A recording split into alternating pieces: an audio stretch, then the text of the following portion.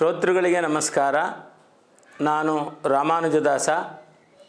ಸಜ್ಜನನಾಗು ಮನುಜ ಕಾರ್ಯಕ್ರಮದಲ್ಲಿ ಶ್ರೀಮದ್ ಭಾಗವತಾಮೃತ ಶುಕ್ಲಾಂಬರಧರಂ ವಿಷ್ಣುಂ ಶಶಿವರ್ಣಂ ಚತುರ್ಭುಜಂ ಪ್ರಸನ್ನವದನಂ ಧ್ಯಾಯೇತ್ ಸರ್ವವಿಘ್ನೋಪಶಾಂತಯೇ ಯಸ್ಯದ್ವಿರದವಕ್ತ್ರಾದ್ಯಾಃ ಪಾರಿಷದ್ಯಾಪರಶ್ರುತಂ ವಿಘ್ನಂ ನಿಘ್ನಂತಿ ಸತತಂ ವಿಶ್ವಕ್ಸೇನಂ ತಮಾಶ್ರಯೇ.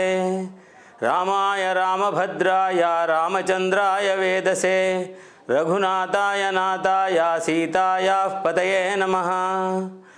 ಮನೋಜವಂ ಮಾರುತತುಲ್ಯವೇಗಂ ಜಿತೇಂದ್ರಿಯಂ ಬುದ್ಧಿಮತಾಂ ವರಿಷ್ಠಂ ವಾದಾತ್ಮಜಂ ವಾನರಯೂತಮುಖ್ಯಂ ಶ್ರೀರಾಮದೂತಂ ಶಿರಸಾ ನಮಾಮಿ. ಕೃಷ್ಣಾಯ ವಾಸುದೇವಾಯ ದೇವಕೀನಂದನಾಯ ಚ ನಂದಗೋಪಕುಮಾರಾಯ ಗೋವಿಂದಾಯ ನಮೋ ನಮಃ. ಹಿಂದಿನ ಸಂಚಿಕೆಯಲ್ಲಿ ನಾವು ಗೋಕರ್ಣೋಪಾಖ್ಯಾನದ ವಿಚಾರವಾಗಿ ಮಾತನಾಡೋದಕ್ಕೆ ಪ್ರಾರಂಭಿಸಿದ್ವಿ, ಮುಂದಿನ ಭಾಗದಲ್ಲಿದ್ವಿ.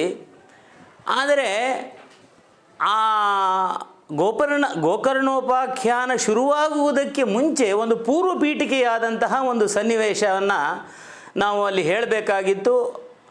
ಅದನ್ನು ಈಗ ನಾವು ನೋಡೋಣ.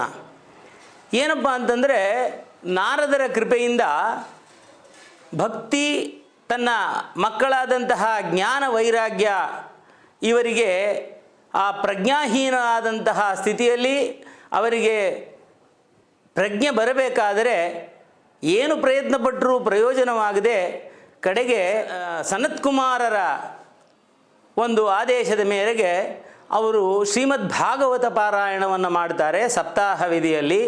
ಆಗ ಪರಮಾತ್ಮ ಶ್ರೀಮನ್ನಾರಾಯಣನೇ ಬರ್ತಾನೆ, ಅಲ್ಲಿಗೆ ಕೃಷ್ಣನೇ ಬಂದು ಬಿಡ್ತಾನೆ. ಅದನ್ನು ನೋಡಿ ಎಲ್ಲರೂ ಸಂತೋಷ ಪಡ್ತಾರೆ. ಇದನ್ನು ನೋಡಿ ಆ ಸಮಯದಲ್ಲಿ ಸೂತ ಪುರಾಣಿಕರು ಶುಕಮಹಾಮುನಿಗಳಲ್ಲಿ ಹೇಳ್ತಾರೆ, ಅತ ವೈಷ್ಣವ ಚಿತ್ತೇಶು ದೃಷ್ಟ್ವಾ ಭಕ್ತಿಮಲೌಕಿಕಂ ನಿಜಲೋಕಂ ಪರಿತ್ಯಜ್ಯ ಭಗವಾನ್ ಭಕ್ತವತ್ಸಲಃ.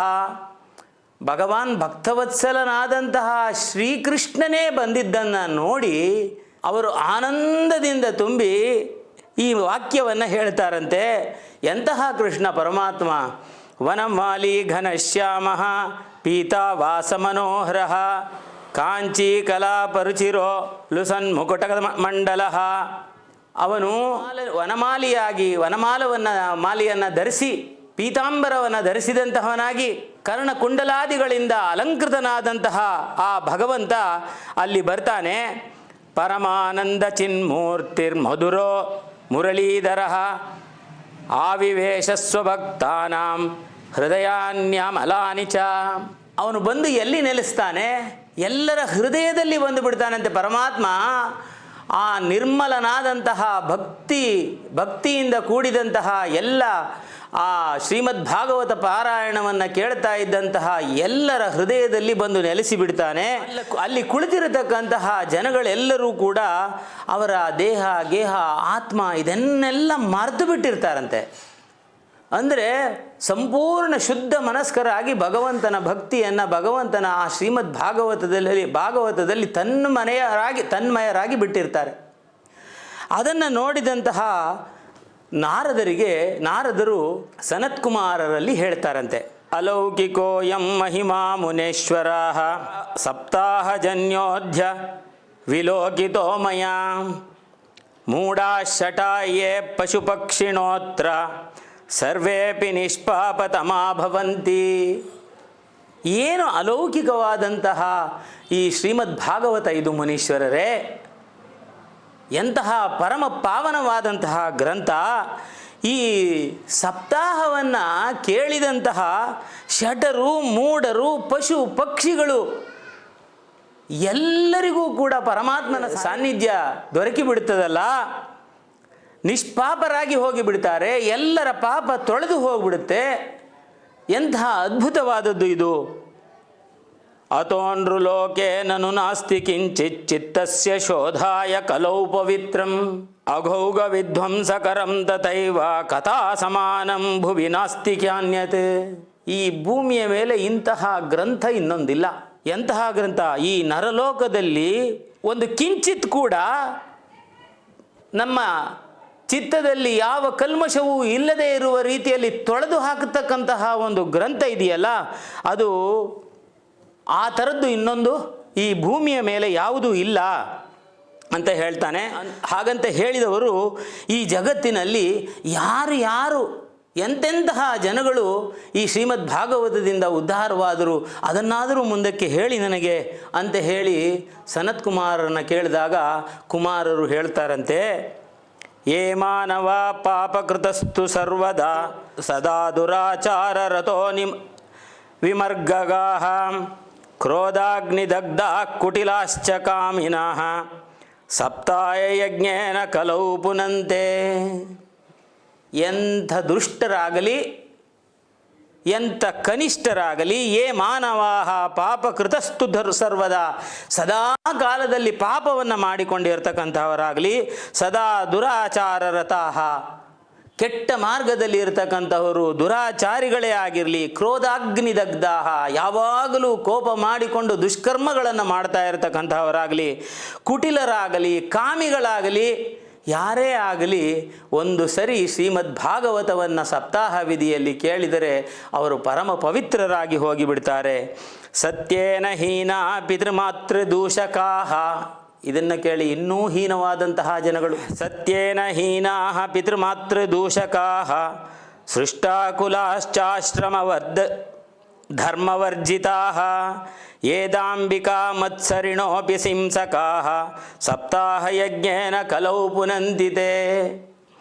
ಯಾವ ಮನುಷ್ಯ ಸತ್ಯಹೀನ, ಸತ್ಯವನ್ನೇ ಆಡದೇ ಇರತಕ್ಕಂತಹವನು, ಸುಳ್ಳನ್ನು ಹೇಳತಕ್ಕಂತಹವನು, ಪಿತೃಮಾತೃ ದೂಷಿಕಾಹ, ತಂದೆ ತಾಯಿಯರನ್ನು ದೂಷಣೆ ಮಾಡತಕ್ಕಂತಹವನು, ಬೈಯತಕ್ಕಂತಹವನು, ತನ್ನ ಕುಲಧರ್ಮವನ್ನೇ ಮಾಡದೇ ಇರತಕ್ಕಂತಹವನು, ದಾಂಬಿಕರು, ಮತ್ಸರಿಗಳು, ಹಿಂಸಕರು ಯಾರೇ ಆಗಲಿ, ಎಂತಹವನೇ ಆಗಲಿ, ಅವನೇನಾದರೂ ಶ್ರೀಮದ್ ಭಾಗವತವನ್ನು ಮನಸ್ಫೂರ್ತಿಯಾಗಿ ತಾನು ಮನಸ್ಸಿನಿಂದ ಕೇಳಿದ ಪಕ್ಷದಲ್ಲಿ ಅವನು ಪಾಪರಹಿತನಾಗಿ ಬಿಡ್ತಾನೆ ಅಂತ ಹೇಳ್ತಾರೆ. ಇದನ್ನೇ ನಾವು ಹಿಂದೆ ನೆನಪು ಮಾಡಿಕೊಳ್ಬೇಕು. ಗೀತೆಯಲ್ಲಿ ಭಗವಂತ 9ನೇ ಅಧ್ಯಾಯದಲ್ಲಿ ಹೇಳ್ತಾನೆ, ಅಪಿಚೇತ್ ಸುದುರಾಚಾರೋ ಭಜತೆ ಮಾಮನನ್ಯ ಭಾಕ್ ಸಾಧುರೇವ ಸಮಂತವ್ಯ ಸಮ್ಯಗ್ ವ್ಯವಸಿತೋ ಹಿ ಸಹ. ಅಪಿಚೇತ್ ಸುದುರಾಚಾರೋ, ದುರಾಚಾರಿಯಾಗಿದ್ದರೂ ಪರವಾಗಿಲ್ಲ. ದುರಾಚಾರಿ ಅಂದರೆ ಇಲ್ಲೆಲ್ಲ ಹೇಳಿದ್ದೀವಲ್ಲ, ಎಲ್ಲ ಕೆಟ್ಟ ಗುಣಗಳು ಆ ದುರಾಚಾರದಲ್ಲಿಯೇ ಬರ್ತದೆ. ದುರಾಚಾರಿಯಾಗಿದ್ದರೂ ಕೂಡ ಒಂದು ವೇಳೆ ಭಜತೆ ಮಾಂ ಅನನ್ಯ ಭಾಕ್, ನನ್ನನ್ನು ಅನನ್ಯವಾದವಂಥ ಭಕ್ತಿಯಿಂದ ನನ್ನನ್ನು ಭಜಿಸಿದರೆ ಅವನನ್ನು ನಾವು ಏನಂತ ತಿಳ್ಕೊಳ್ಬೇಕು? ಸಾಧುರೇವ ಸಮಂತವ್ಯಂ, ಅವನ ಸಾಧು, ಒಬ್ಬ ಸನ್ಯಾಸಿ ಅಂತಲೇ ತಿಳ್ಕೊಳ್ಬೇಕು.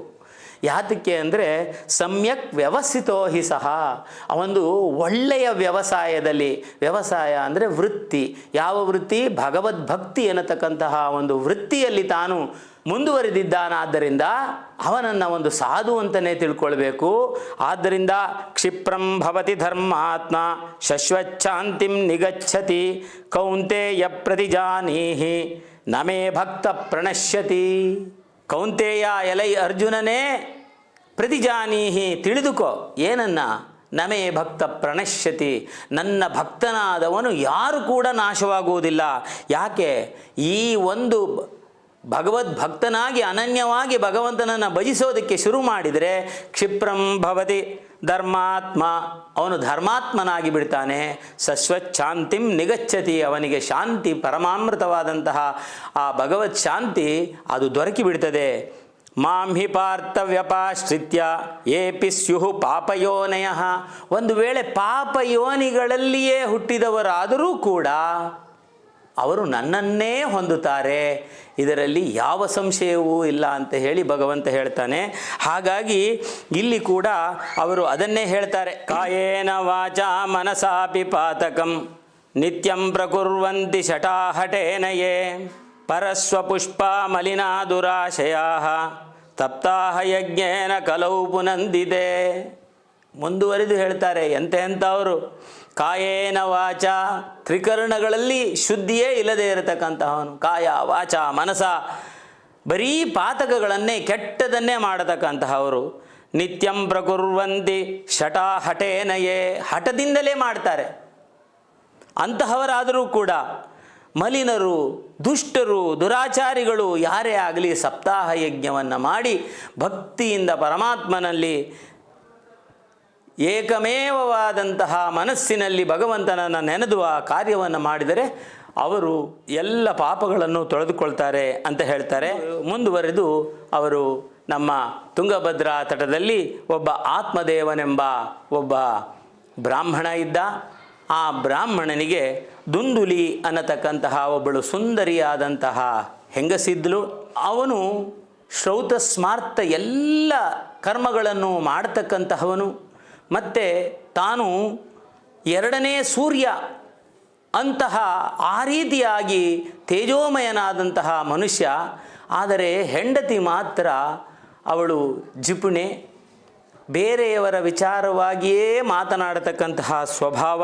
ಸ್ವವಾಕ್ಯ ಸ್ಥಾಪಿಕ, ನಿತ್ಯಂ ಸುಂದರಿ ಸುಕುಲೋದ್ಭವ, ಒಳ್ಳೆಯ ಕುಲದಲ್ಲಿ ಹುಟ್ಟಿದಂತಹವಳು. ಲೋಕವಾರ್ತರತ ಕ್ರೂರ ಪ್ರಾಯಶೋ ಬಹುಜಿಲ್ಪಿಕಾ, ಬೇರೆಯವರ ವಿಚಾರವನ್ನೇ ಮಾತನಾಡೋದು. ಶೂರಾಚ ಗೃಹಕೃತ್ಯೇಷು ಕೃಪಣ ಕಲಹಪ್ರಿಯ, ಜಿಪುಣೆಯಾದಂತಹವಳು, ಯಾವಾಗಲೂ ಜಗಳಗಂಟಿ ಅಂತಹ ಹೆಂಡತಿ ಇರ್ತಾಳೆ. ಇವನು ಅವರ ಜೊತೆಯಲ್ಲಿ ಸಂಸಾರವನ್ನು ನಡೆಸ್ತಾ ಇರ್ತಾನೆ. ಬೇಕಾದಷ್ಟು ಹಣ ಇರುತ್ತೆ, ಸಂಪಾದನೆ ಮಾಡಿರ್ತಾನೆ, ಎಲ್ಲ ಭೋಗವಿಲಾಸಗಳು ಇರುತ್ತೆ. ಸಾಕಷ್ಟು ಅವನಿಗೆ ಮಕ್ಕಳಿಲ್ಲದೆ ಇರತಕ್ಕಂತಹ ಒಂದು ಮನಸ್ಸಿನಲ್ಲಿ ವ್ಯಥೆ ಇರ್ತದೆ. ತಾನು ಸಾಕಷ್ಟು ದಾನ ಧರ್ಮಗಳನ್ನು ಮಾಡ್ತಾನೆ, ಯಜ್ಞ ಯಾಗಾದಿಗಳನ್ನು ಮಾಡ್ತಾನೆ. ಏನು ಮಾಡಿದರೂ ಕೂಡ ಅವನಿಗೆ ಯಾವ ರೀತಿಯಾದಂತಹ ಒಂದು ಸಮಾಧಾನವೂ ಸಿಕ್ಕೋದಿಲ್ಲ. ತಾನು ಏನು ಮಾಡ್ತಾನೆ, ಒಂದು ದಿವಸ ಬಹಳ ಮನಸ್ಸಿಗೆ ಬೇಜಾರು ಮಾಡಿಕೊಂಡು ಪ್ರಾಣವನ್ನು ಕಳೆದುಕೊಳ್ಳುವ ನಿಟ್ಟಿನಲ್ಲಿ ಆಲೋಚನೆಯನ್ನು ಮಾಡ್ತಾ ಇರ್ತಾನೆ. ಆವಾಗ ಆ ಕೊಳದ ಹತ್ತಿರದಲ್ಲಿ ಒಂದು ಕೊಳದ ಹತ್ತಿರ ಇರ್ತಾನೆ ಸುಸ್ತಾಗಿ. ಅಲ್ಲಿ ಒಬ್ಬ ಯತಿ ಅವನಿಗೆ ಸಿಗ್ತಾನೆ. ಆ ಯತಿ ಇವನನ್ನು ಪ್ರಶ್ನೆ ಕೇಳ್ತಾನೆ. ಕಥಂ ರೋದಸಿ ವಿಪ್ರತ್ವಂ ಖಾತೆ ಚಿಂತಾ ಬಲೀಯಸಿ ವದತ್ವಂ ಸತ್ವರಂ ಮಹ್ಯಂ ಸ್ವಸ್ಯ ದುಃಖಸ್ಯ ಕಾರಣಂ. ಏನಕ್ಕಪ್ಪ ನೀನು, ನಿನ್ನ ದುಃಖಕ್ಕೆ ಕಾರಣ ಏನು ಅಂತ ಹೇಳಿದರೆ ಅವನು, ನನಗೆ ಈ ಥರ ಮಕ್ಕಳಿಲ್ಲಪ್ಪ, ಮಕ್ಕಳಲ್ಲೇ ಇರತಕ್ಕಂತಹ ಜೀವನವು ಒಂದು ಜೀವನನೇ. ದಿಗ್ಜೀವಿತಂ ಪ್ರಜಾಹೀನಂ ದಿಗ್ಗೃಹಂಚ ಪ್ರಜಾವಿನ, ಈ ಜೀವನಕ್ಕೆ ಧಿಕ್ಕಾರ ಇರಲಿ. ದಿಗ್ಧನಂ ಚಾನಪತ್ಯಸ್ಯ ದಿಕ್ಕುಲಂ ಸಂತತಿಂ ವಿನ, ಸಂತತಿ ಇಲ್ಲದೆ ಇರತಕ್ಕಂತಹ ಕುಲವು ಒಂದು ಕುಲವೇ. ಬಹಳ ಬೇಸರವಾಗಿದೆ ನನಗೆ.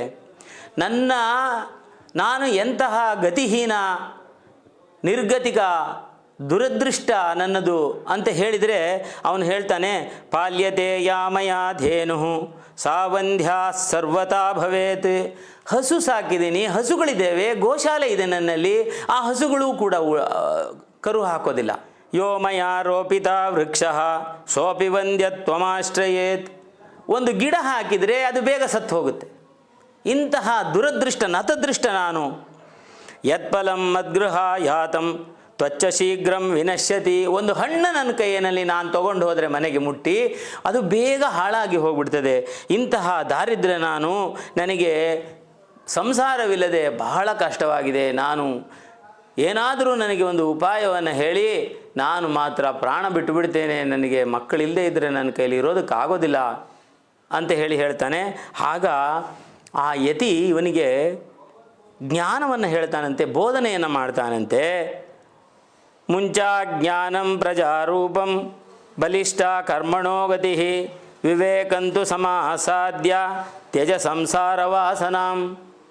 ಅಪ್ಪ, ಈ ಸಂಸಾರ ಅನ್ನತಕ್ಕಂತಹ ಈ ಆಸೆಗಳಿದೆಯಲ್ಲ, ವಾಸನೆಗಳು, ಇದನ್ನು ತ್ಯಾಗ ಮಾಡು. ನಿನ್ನ ಗ್ರಹಗತಿಗಳೇ ಸರಿಯಿಲ್ಲ, ಬಹಳ ಬಲಿಷ್ಠವಾಗಿದೆ ನಿನಗೆ. ಶೃಣು ವಿಪ್ರಮಯಾತೇಧ್ಯ ಪ್ರಾರಬ್ಧಂತು ವಿಲೋಕಿತಂ ಸಪ್ತಜನ್ಮಾವಧಿತವ ಪುತ್ರೋ ನೈವಚ ನೈವಚ. ಇನ್ನು 7 ಜನ್ಮವಾದರೂ ನಿನಗೆ ಪುತ್ರ ಸಂಸಾರದ ಮಕ್ಕಳ ಆ ಪುಣ್ಯವೇ ನಿನಗಿಲ್ಲ. ಹಾಗಾಗಿ ನೀನು ಇದನ್ನೆಲ್ಲ ತ್ಯಾಗ ಮಾಡು, ಈ ಸಂಸಾರದ ಆಸೆಗಳನ್ನು ಇಟ್ಕೋಬೇಡ. ರಾಜ ಸಗರನಿಗೂ ಇದೇ ರೀತಿಯ ಪರಿಸ್ಥಿತಿ ಬಂದಿತ್ತು, ಗೊತ್ತಾಯ್ತಾ? ಯಾರಿಗೂ ತಪ್ಪಿದ್ದಲ್ಲಪ್ಪ ಇದು. ಹಾಗಾಗಿ ನೀನು ದಯವಿಟ್ಟು ಇದನ್ನು ಆಲೋಚನೆಯನ್ನು ಬಿಟ್ಟು ಬಿಡು ಅಂತ ಹೇಳ್ತಾನೆ. ಏನು ಹೇಳಿದರೂ ಇಲ್ಲ, ಎಂಥದ್ರೂ ಇಲ್ಲ. ಅವನು ಶುರು ಮಾಡ್ತಾನೆ, ವಿವೇಕೇನ ಭವೇತ್ ಕಿಮ್ಮೆ ಪುತ್ರಂದೇಹಿ ಬಲಾದಪಿ. ನೀನೇನಾದರೂ ಬಲವತ್ತರವಾಗಿ ಆದರೂ ನನಗೆ ಮಗು ಆಗುವಂತೆ ಮಾಡು. ನನಗೊಂದು ಮಗು ಬೇಕು, ಸಂಸಾರ ಬೇಕು, ನನಗೆ ಮಗು ಬೇಕು.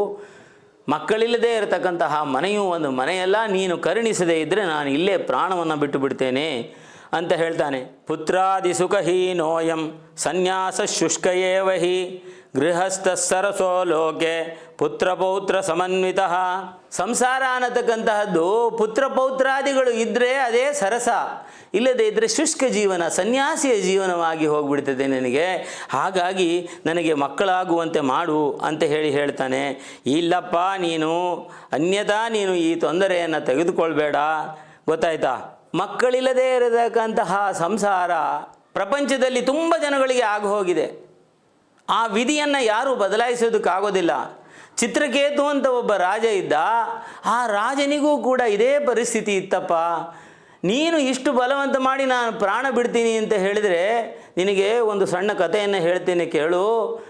ಇನ್ನು ಅದಕ್ಕೂ ಬಲವಂತ ಮಾಡಿದರೆ ಆಗಿದ್ದಾಗಲಿ ಮಾಡುವ ಪ್ರಯತ್ನವನ್ನು ಮಾಡ್ತೇನೆ ಅಂತಾನೆ. ಚಿತ್ರಕೇತು ಅಂತಕ್ಕಂತಹ ಒಬ್ಬ ರಾಜ ಇದ್ದ, ಅವನಿಗೆ ಮಕ್ಕಳಿರಲಿಲ್ಲ. ನಾರದರು ಒಮ್ಮೆ ಪ್ರತ್ಯಕ್ಷರಾಗಿ ಅವನಿಗೆ ಮಂತ್ರವನ್ನು ಹೇಳಿಕೊಡ್ತಾರೆ. 7 ದಿವಸ ಅವನು ಚಿತ್ರಕೇತು ತಾನು ಜಪವನ್ನು ಮಾಡ್ತಾನೆ ನಿರಾಹಾರವಾಗಿ, ನೀರು ಆಹಾರ ಏನೂ ಇಲ್ಲದೆ. ಆಗ ಅವನಿಗೆ ಎಲ್ಲ ಜ್ಞಾನೋದಯವಾಗುತ್ತೆ. ನೋಡುವ ಹೊತ್ತಿಗೆ ಅವನು ಸಂಕರ್ಷಣೋಪಾದಿಯಲ್ಲಿ ಇರತಕ್ಕಂತಹ ಆದಿಶೇಷನ ಬಳಿಗೆ ಹೋಗ್ತಾನೆ. ಆದಿಶೇಷನಲ್ಲಿಯೂ ಕೂಡ ತನ್ನ ಕೊರತೆಯನ್ನು ಹೇಳಿಕೊಳ್ತಾನೆ. ಈ ಥರ ನನಗೆ ರಾಜ್ಯ, ಇಷ್ಟೆಲ್ಲ ದೊಡ್ಡ ರಾಜ್ಯ ಸಾಮ್ರಾಜ್ಯಗಳೆಲ್ಲ ಇದೆ, ಏನೇ ಇದ್ದರೂ ಕೂಡ ಮಕ್ಕಳು ಸಂಸಾರ ಇಲ್ಲದೇ ಇದ್ದರೆ ಮುಂದೆ ಪ್ರಜೆಗಳೆಲ್ಲ ಅನಾಥರಾಗಿ ಬಿಡ್ತಾರೆ, ಹಾಗಾಗಿ ಪ್ರಜೆ ಬೇಕು ಅನ್ನತಕ್ಕಂತಹ ರೀತಿಯಲ್ಲಿ ಹೇಳ್ತಾನೆ. ಅಲ್ಲಿಂದ ಅವನಿಗೆ ಎಲ್ಲ ಅನುಗ್ರಹವನ್ನು ಮಾಡಿ ಆದಿಶೇಷ ಕಣ್ಮರೆಯಾದಾಗ ಅವನು ಕೊಟ್ಟಂತಹ ಪುಷ್ಪಕ ವಿಮಾನದಲ್ಲಿ ಇವನು ಪ್ರಯಾಣವನ್ನು ಮಾಡ್ತಾ ಹಿಮಾಲಯದ ತಪ್ಪಲಿಗೆ ಬರ್ತಾನೆ.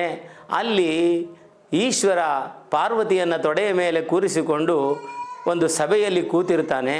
ಅದನ್ನು ನೋಡಿಬಿಟ್ಟು ಈ ಚಿತ್ರಕೇತು ನಕ್ಕು ಬಿಡ್ತಾನೆ. ಗ್ರಹಚಾರ ಹೆಚ್ಚು ಕಡಿಮೆ ಆದರೆ ಏನೇನಾಗತ್ತೆ ಅನ್ನೋದಕ್ಕೆ, ಅದನ್ನು ಬದಲಾವಣೆ ಮಾಡುವ ಪ್ರಯತ್ನಗಳನ್ನು ಮನುಷ್ಯರು ಮಾಡಬಾರದು ಅನ್ನೋದಕ್ಕೋಸ್ಕರ ಚಿತ್ರಕೇತು ನಕ್ಕು ಬಿಡ್ತಾನೆ.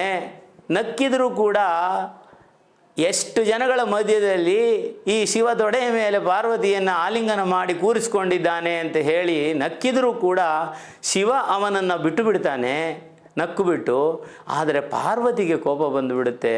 ಪಾರ್ವತಿ ಎಲ್ಲರೆದುರುಗಡೆಯಲ್ಲಿ ಇವನು ಮನುಷ್ಯನ ಶರೀರದಲ್ಲಿ ಇರುವುದಕ್ಕೆ ಯೋಗ್ಯನೇ ಅಲ್ಲ, ನೀನು ಅಸುರನಾಗಿ ಹೋಗು ಅಂತ ಹೇಳಿ ಅವನು ಮುಂದೆ ವೃತ್ತಾಸುರನಾಗಿ ಜನ್ಮವನ್ನು ತಾಳ್ತಾನೆ ಅಂತ ಕಥೆ ಇದೆಪ್ಪ ಅಂತ ಹೇಳಿದರೆ, ಏನೇ ಹೇಳಲಿ ಸಂಸಾರದ ಸುಖ ಪುತ್ರಪೌತ್ರಾದಿಗಳಿದ್ದರೆ ಮಾತ್ರ ಅಂತ ಹೇಳಿ ಇವನು ಹೇಳ್ತಾನೆ. ಆ ಹೇಳಿದ ಸಮಯದಲ್ಲಿ ಇನ್ನೇನು ಮಾಡೋದಕ್ಕಾಗೋದಿಲ್ಲ ಅಂತ ಹೇಳಿ ತಸ್ಯಾಗ್ರಹಂ ಸಮಾಲೋಕ್ಯ ಫಲಮೇಕಂ ಸದತ್ತವಾನ್ ಇದಂ ಭಕ್ಷಯ ಪತ್ನ್ಯಾತ್ವಂ ತತಃ ಪುತ್ರೋ ಭವಿಷ್ಯತಿ. ಅಪ, ಒಂದು ಹಣ್ಣನ್ನು ತಗೋ, ಇದನ್ನು ನಿನ್ನ ಹೆಂಡತಿಗೆ ಕೊಡು, ಅವಳು ಇದನ್ನು ತಿನ್ನಲಿ, ಆಗ ಒಂದು ಸತ್ಪುತ್ರ ಹುಟ್ಟುತ್ತಾನೆ. ಆದರೆ ಅವಳು ಸತ್ಯಂ ಶೌಚಂ ದಯಾದಾನಂ ಏಕಭುಕ್ತಂತು ಭೋಜನಂ ವರ್ಷಾವಧಿ ಸ್ತ್ರೀಯ ಕಾರ್ಯಂ ತೇನ ಪುತ್ರೋತಿ ನಿರ್ಮಲಃ. 1 ವರ್ಷ ಕಾಲ ಅವಳು ಸತ್ಯವನ್ನು ಹೇಳಬೇಕು, ಶೌಚವನ್ನು, ಶುಚಿ, ತನು ಮನ ಎಲ್ಲ ಶುಚಿಯನ್ನು ತಾನು ಕಾಪಾಡಿಕೊಳ್ಳಬೇಕು, ದಯಾದಾನವನ್ನು ಹೊಂದಿರಬೇಕು. ಏಕಭುಕ್ತಂ, ದಿನಕ್ಕೆ ಒಂದೇ ಬಾರಿ ಊಟವನ್ನು ಮಾಡಿ 1 ವರ್ಷ ಕಾಲ ಈ ರೀತಿ ನಡೆದರೆ ಒಂದು ಸುಪುತ್ರ ನಿಮಗೆ ಹುಟ್ಟುತ್ತಾನೆ ಅಂತ ಹೇಳಿ ಅವರು ಹೇಳ್ತಾರೆ. ಅವನು ಆ ಹಣ್ಣನ್ನು ತೆಗೆದುಕೊಂಡು ಬರ್ತಾನೆ. ತೆಗೆದುಕೊಂಡು ಬಂದು ತನ್ನ ಪತ್ನಿಯ ಕೈಯಲ್ಲಿ ಕೊಡ್ತಾನೆ. ಪತ್ನಿ ಹೇಳಿದ್ವಿ ಯಾವಾಗಲೂ ಕಲಹಪ್ರಿಯೆ, ಕುಟಿಲೆ, ತನ್ನ ಸೌಂದರ್ಯದ ಮೇಲೆಯೇ ಅವಳಿಗೆ ಗಮನ. ಪಕ್ಕದ ಮನೆಯವರು ಗೆಳತಿಯ ಹತ್ತಿರ ಹೇಳಿಕೊಳ್ತಾಳೆ, ನಮ್ಮ ಯಜಮಾನ್ರೇನೋ ನನಗೆ ಹಣ್ಣನ್ನು ತಂದು ಕೊಟ್ಬಿಟ್ರು, ಇದನ್ನು ತಿನ್ನು ಅಂತ ಹೇಳಿ. ಇದನ್ನು ತಿಂದರೆ ನನಗೆ ನಾನು ಗರ್ಭವತಿ ಆಗಿಬಿಟ್ರೆ ನನಗೆ ಓಡಾಡೋದಕ್ಕೂ ಕಷ್ಟ, ಕೂರಕ್ಕೆ ಕಷ್ಟ, ಏಳಕ್ಕೆ ಕಷ್ಟ. ಒಂದು ತಿಂದರೆ ಶೀತ, ಇನ್ನೊಂದು ತಿಂದರೆ ಉಷ್ಣ. ನಾಳೆ ಹೆರಿಗೆ ಡಿಲೇ ಆದರೆ ನೋವನ್ನು ತಡೆಯೋದಕ್ಕಾಗೋದಿಲ್ಲ. ಕಳ್ಳಕಾಕರು ಬಂದರೆ ಈ ಹೊಟ್ಟೆ ಎತ್ಕೊಂಡು ಓಡಿ ಹೋಗೋದಕ್ಕಾಗೋದಿಲ್ಲ. ಈ ನೋವುಗಳನ್ನು ನಾನು ಕೈಲಿ ಅನುಭವಿಸೋದಕ್ಕಾಗೋದಿಲ್ಲ. ಕೆಲವು ಸತಿ ಮಗು ಅಡ್ಡ ಆಗಿಬಿಟ್ರೆ, ಹೆರಿಗೆ ಕಷ್ಟವಾಗಿಬಿಟ್ರೆ ಅವಾಗೇನು ಮಾಡೋದು? ನನ್ನ ಪ್ರಾಣಕ್ಕೆ ಬಂದುಬಿಟ್ರೆ. ಆದ್ದರಿಂದ ನನಗನ್ನಿಸುತ್ತೆ ಈ ಮಗುವನ್ನು ಹಡೆಯುವ ಸ್ತ್ರೀಯರಿಗಿಂತ ವಿಧವೆಯರು ಮತ್ತು ಬಂಜೆಯರು ಮದುವೆಯಾಗಿ ಮಕ್ಕಳಾಗದೇ ಇರತಕ್ಕಂತಹವರೇ ವಾಸಿ, ಅವರೇ ಅದೃಷ್ಟಶಾಲಿಗಳು ಅಂತಾಳೆ. ಎಂಥ ಆಲೋಚನೆಗಳು ಬರ್ತದೆ ನೋಡಿ ಮನುಷ್ಯರಿಗೆ ಅಂತ ಹೇಳ್ತಾಳೆ. ಮನಸ್ಸಿನಲ್ಲಿ ಇಂತಹ ಕೆಟ್ಟ ಆಲೋಚನೆಗಳನ್ನು ಇಟ್ಟುಕೊಂಡಿರ್ತಾಳೆ. ತನ್ನ ಮನೆಗೆ ತನ್ನ ತಂಗಿ ಬರ್ತಾಳೆ ಆಕಸ್ಮಿಕವಾಗಿ. ತಂಗಿ ಬಂದರೆ ತಂಗಿ ಹತ್ರ ಎಲ್ಲ ಕಥೆಗಳನ್ನು ಹೇಳಿಕೊಳ್ತಾಳೆ. ಈ ಥರ ಆಯಿತು ನೋಡು, ನಮ್ಮ ಯಜಮಾನರು ಬಂದು ಹಣ್ಣನ್ನು ಕೊಟ್ಟಿದ್ದಾರೆ, ಅದನ್ನು ತಿಂದು ನನಗೆ ಮಗು ಹೇರುವುದು ಇಷ್ಟ ಇಲ್ಲ ಅಂತ ಹೇಳಿ. ಅಷ್ಟು ಹೊತ್ತಿಗೆ ತಂಗಿ ಕೂಡ ಗರ್ಭವತಿಯಾಗಿರ್ತಾಳೆ. ಅವಳು ಹೇಳ್ತಾಳೆ, ಒಂದು ಕೆಲಸ ಮಾಡಿ, ನೀನು ಹೇಗಾದರೂ ಮೈಯಿಗೆ ಒಂದಷ್ಟು ಬಟ್ಟೆ ಗಿಟ್ಟೆ ಕಟ್ಕೊಂಡು ಸ್ವಲ್ಪ ನಾಟಕ ಆಡು, ನೀನು ಪ್ರೆಗ್ನೆಂಟ್ ಅನ್ನೋ ಥರದಲ್ಲಿ ನೀನು ಗರ್ಭವತಿ ಎನ್ನುವ ರೀತಿಯಲ್ಲಿ ನಟನೆ ಮಾಡು, ನಾನು ಪ್ರಸವವಾದ ಮೇಲೆ ನನ್ನ ಮಗುವನ್ನು ನಿನಗೆ ಕೊಟ್ಟು ಬಿಡ್ತೇನೆ. ಈ ರೀತಿ ಯಜಮಾನರೇನೋ ತಂದು ಕೊಟ್ಟುಬಿಟ್ಟಿದ್ದಾರೆ, ನನಗೆ ಮಗುವನ್ನು ಹೆರುವುದರಲ್ಲಿ ಗರ್ಭವತಿ ಆಗುವುದರಲ್ಲಿ ಆಸಕ್ತಿ ಇಲ್ಲ ಅಂದಾಗ ತಂಗಿ ಹೇಳ್ತಾಳೆ, ನೀನು ಒಂದು ಕೆಲಸ ಮಾಡು, ಗರ್ಭವತಿಯ ರೀತಿ ಹಣ್ಣನ್ನು ತಿಂದಿಯಾ ಅಂದರೆ ತಿಂದೆ ಅಂತ ಹೇಳು, ಗರ್ಭವತಿಯ ರೀತಿಯಲ್ಲಿ ನಟನೆಯನ್ನು ಮಾಡು, ಬಟ್ಟೆ ಬರೆಗಳನ್ನು ಕಟ್ಟಿಕೊಂಡು ಸ್ವಲ್ಪ ದಿವಸ ಮ್ಯಾನೇಜ್ ಮಾಡು, ನಾನು ಮಗುವನ್ನು ಹೆತ್ತ ಮೇಲೆ ಆ ಮಗುವನ್ನು ನಿನಗೆ ತಂದು ಕೊಡ್ತೇನೆ. ನಮ್ಮ ಯಜಮಾನರಿಗೆ ಸ್ವಲ್ಪ ಹಣವನ್ನು ಕೊಟ್ಟರೆ ಅವರು ಒಪ್ಪಿಕೊಳ್ತಾರೆ. ನಾನು ಆಮೇಲೆ ಒಂದು 3-4 ತಿಂಗಳಾದ ಮೇಲೆ ಮಗು ಸತ್ತು ಹೋಯಿತು ಅಂತ ಹೇಳಿ ನಾವು ಕಥೆಯನ್ನು ಹೇಳ್ಕೊಳ್ತೇವೆ. ಈಗ ನಿನ್ನ ಕೈಯಲ್ಲಿ ಇರತಕ್ಕಂತಹ ಹಣ್ಣನ್ನು ನೀನು ನಿಮ್ಮ ಹಸುವಿಗೆ ಕೊಟ್ಟುಬಿಡು ಅಂತ ಹೇಳಿಕೊಡ್ತಾಳೆ. ಇವಳು ಅದೇ ಸರಿ ಅಂತ ಹೇಳಿ ಆ ಹಸುವಿಗೆ ಹಣ್ಣನ್ನು ಕೊಡ್ತಾಳೆ. ಇನ್ನು ತಂಗಿಗೆ ಮಗು ಪ್ರಸವವಾಗತ್ತೆ, ಆ ಮಗುವನ್ನು ತಂದು ಕೊಡ್ತಾಳೆ. ಇವಳ ಹೊಟ್ಟೆಯಲ್ಲಿ, ಇವಳ ಎದೆಯಲ್ಲಿ ಹಾಲು ಇರೋದಿಲ್ಲ. ಆವಾಗ ಅವಳು ಹೇಳ್ತಾಳೆ, ಭರ್ತುರಗ್ರೆ ಬ್ರವೀದ್ವಾಕ್ಯಂ ಸ್ತನ್ಯಂ ನಾಸ್ತಿ ಕುಚೇ ಮಮ, ನನಗೆ ಸ್ತನ್ಯದಲ್ಲಿ ಹಾಲು ಇಲ್ಲ. ಅನ್ಯಸ್ತೇನ್ಯೇನ ನಿರ್ದುಗ್ಧ ಕಥಂ ಪುಷ್ಣಾಮಿ ಬಾಲಕಂ, ಈ ಹಾಲು ಇಲ್ಲದೆ ಇರತಕ್ಕಂತಹ, ಸ್ತನ್ಯದಲ್ಲಿ ಹಾಲೇ ಇಲ್ಲದೆ ಇರಬೇಕಾದ್ರೆ ನಾನು ಮಗುವನ್ನು ಹೇಗೆ ಕಾಪಾಡಲಿ ಅಂತ ಹೇಳಿ, ನಾವು ಒಂದು ಕೆಲಸ ಮಾಡೋಣ, ನನ್ನ ತಂಗಿ ಇಲ್ಲಿಯೇ ಬಂದು ಇದ್ದು ಬಿಡಲಿ, ಅವಳಿಗೆ ಈಗ ಇನ್ನೂ ಮಗು ಸತ್ತು ಹೋಗಿದೆ, ಹಾಗಾಗಿ ಅವಳು ಮಗುವಿಗೆ ಹಾಲನ್ನು ಕೊಡ್ತಾಳೆ, ನನಗೂ ಸಹಾಯ ಮಾಡಿಕೊಂಡು ಇರ್ತಾಳೆ ಅಂತ ಹೇಳಿ ಅವರು ಒಪ್ಪಿಕೊಳ್ತಾನೆ ಗಂಡ. ಆ ಮಗುವಿಗೆ ಪುತ್ರಸ್ಯ ದುಂದುಕಾರೀತಿ ನಾಮ ಮಾತ್ರ ಪ್ರತಿಷ್ಠಿತಂ, ಆ ಮಗುವಿಗೆ ದುಂದುಕಾರಿ ಅಂತ ಹೇಳಿ ಹೆಸರನ್ನು ಇಡ್ತಾರೆ. ಇನ್ನು ಈ ಕಡೆಯಲ್ಲಿ ಹಸುವಿಗೆ ಹಣ್ಣನ್ನು ತಿನ್ನಿಸಿರ್ತಾರಲ್ಲ, 3 ತಿಂಗಳಾದ ಮೇಲೆ ಆ ಹಸು ಕೂಡ ಒಂದು ಮಗುವನ್ನು, ಮನುಷ್ಯನ ಆಕಾರದಲ್ಲಿ ಇರತಕ್ಕಂತಹ ಒಂದು ಮಗುವನ್ನು ಅದು ಹೆರುತ್ತೆ. ಆ ಮಗುವಿಗೆ ಕಿವಿ ಮಾತ್ರ ಹಸುವಿನಂತೆ ಕಿವಿ ಇರುತ್ತೆ, ಮಿಕ್ಕಿದ್ದೆಲ್ಲ ತುಂಬ ಸುಂದರವಾದಂತಹ ಒಬ್ಬ ಹುಡುಗ. ತ್ರಿಮಾಸೆ ನಿರ್ಗತೆ ಚಾತ ಸಾಧೇನು ಸುಷವೇರ್ಭಕಂ ಸರ್ವಾಂಗ ಸುಂದರಂ ದಿವ್ಯಂ ನಿರ್ಮಲಂ ಕನಕಪ್ರಭಂ, ಸರ್ವಾಂಗ ಸುಂದರನಾದಂತಹ ದಿವ್ಯವಾದಂತಹ ನಿರ್ಮಲವಾದಂತಹ ಕನಕಪ್ರಭಂ, ಸುವರ್ಣ ವರ್ಣದಲ್ಲಿ ಇರತಕ್ಕಂತಹ ಒಬ್ಬ ಬಾಲಕನನ್ನು ಆ ಹಸು ಹೆರತ್ತೆ. ದೃಷ್ಟ್ವಾ ಪ್ರಸನ್ನೋ ವಿಪ್ರಸ್ತು ಸಂಸ್ಕಾರಾನ್ ಸ್ವಯಮಾಧದೆ, ಆ ಮಗುವಿಗೂ ಕೂಡ ಸಂಸ್ಕಾರವನ್ನು ಮಾಡ್ತಾನಂತೆ. ಆಮೇಲೆ ನ ಜ್ಞಾತುಂ ತದ್ರಹಸ್ಯಂತು ಕೇನಾಪಿ ವಿಧಿಯೋಗತಃ ಗೋಕರ್ಣಂತು ತಂ ಸುತಂ ದೃಷ್ಟ್ವಾ ಗೋಕರ್ಣಂ ನಾಮ ಚಾಕರೋತ್. ಇದು ಹಸುವಿಗೆ ಹುಟ್ಟಿದಂತಹ ಮಗು ಅನ್ನೋದು ಯಾರಿಗೂ ಗೊತ್ತಿಲ್ಲದೆ, ಅದೃಷ್ಟವಶಾತ್ ತಿಳಿಯದೇ ಇದ್ದದರಿಂದ ಆ ಹಸುವಿಗೆ ಇವನೇ ಸಂಸ್ಕಾರವನ್ನು ಮಾಡ್ತಾನೆ. ನಾಮಕರಣವನ್ನು ಕೂಡ ಗೋಕರ್ಣ ಅಂತ ಹೇಳಿ ಹೆಸರನ್ನು ಇಡ್ತಾನೆ. ಉಳಿದ ಭಾಗವನ್ನು ಮುಂದಿನ ಸಂಚಿಕೆಯಲ್ಲಿ ನೋಡೋಣ. ಜೈ ಶ್ರೀಕೃಷ್ಣ.